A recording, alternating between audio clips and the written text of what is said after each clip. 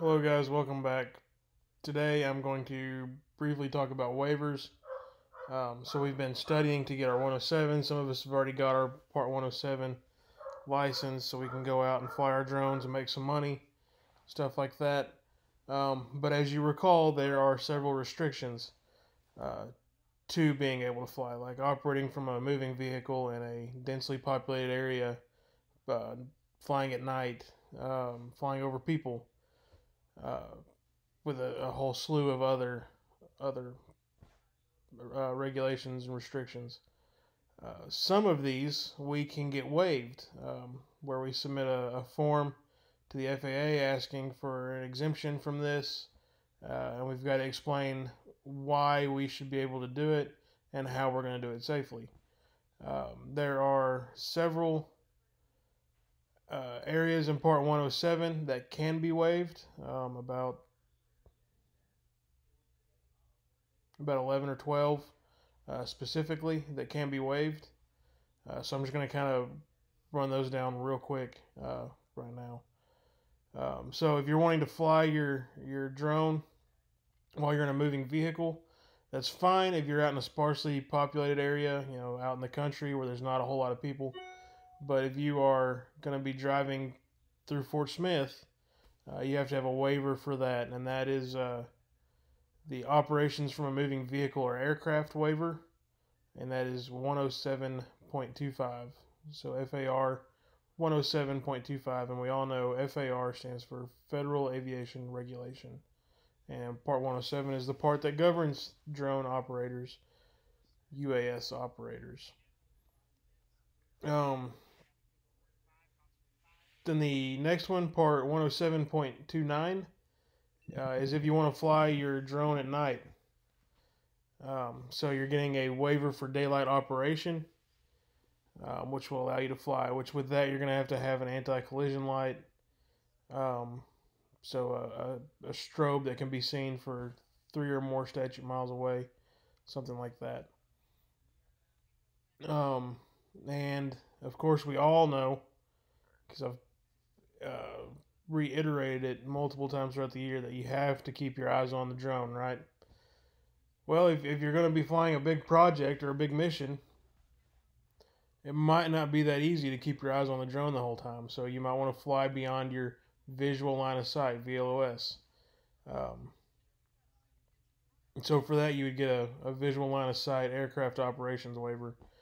So it's beyond visual line of sight, BVLOS waiver, which that would allow for you to be able to fly from here to wherever. That's how you're going to make deliveries.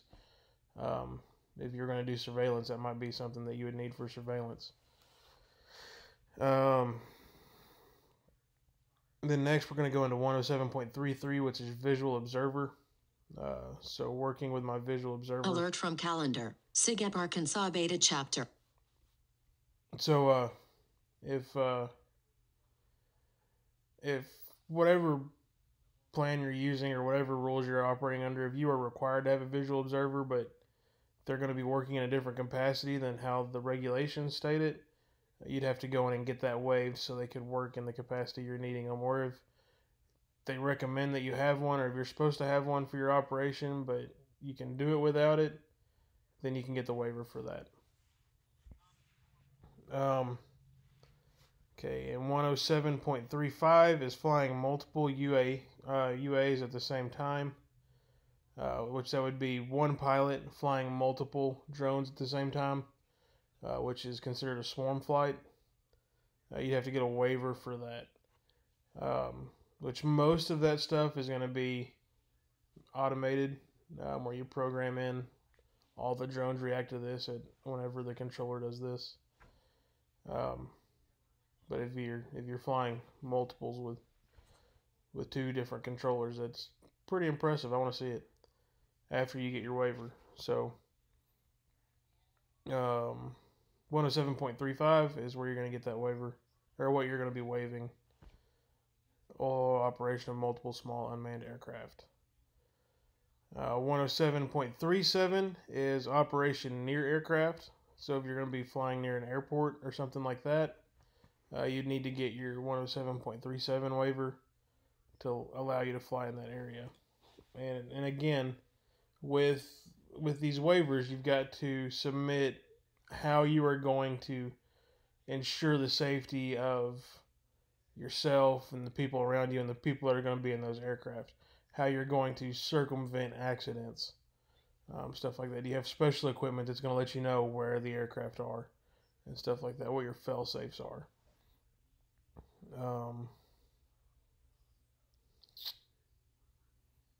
107.39 FAR 107.39 is if you want to fly your UAS over people. So you're waiving the operation over people rule, which we're not supposed to fly over any person or part of a person that is not directly involved with our flight. So any part of a person is exactly what it sounds like. If you're going to be flying your drone and it's going to fly over a person's pinky, you can't do it because that's illegal. And then persons directly involved with the flight, that means specifically the pilot, the person manipulating the remote piloting command, person manipulating the controls, and ground crew. If you've got safety people, those can count, but they have to be critical people to the flight. It's not like you put a sign up and says, "Hey, we're going to be flying a drone here. You are now a person." That's not going to fly. You still have to get the waiver.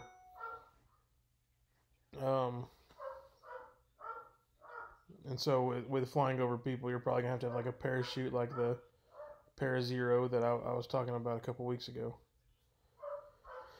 If you want to fly really fast, as you know, we can only fly our drones no faster than 100 miles per hour in the United States. So that is FAR 107.51A is an alpha.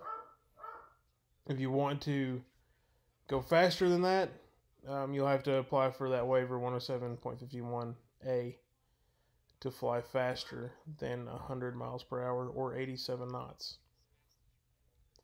If you want to fly your drone higher than 400 feet, you're going to have to get a waiver for 107.51B, as in Bravo. So that'll let you go more than 400 feet above ground level, more than 400 feet above the obstacle that you're inspecting. But you have to have the altitude specifically listed, defined, and then you can't go over that altitude. And it'll be more than likely it'll be for a set point with a GPS coordinate that I want to fly in this within a 3-mile radius of this coordinate at 800 feet above ground.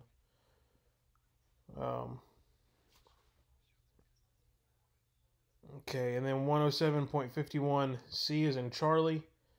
That's the ability to fly when visibility is reduced. So if you've got the less than 3 statute miles visibility out there, or you're in a place where you know that the weather is like that quite a bit, that's a waiver you're going to want to look for. Otherwise, that's going to be kind of hard to get a waiver because the waiver process isn't instantaneous. So there's that. And then the last one that's specifically mentioned by the FAA is 107.51 Delta.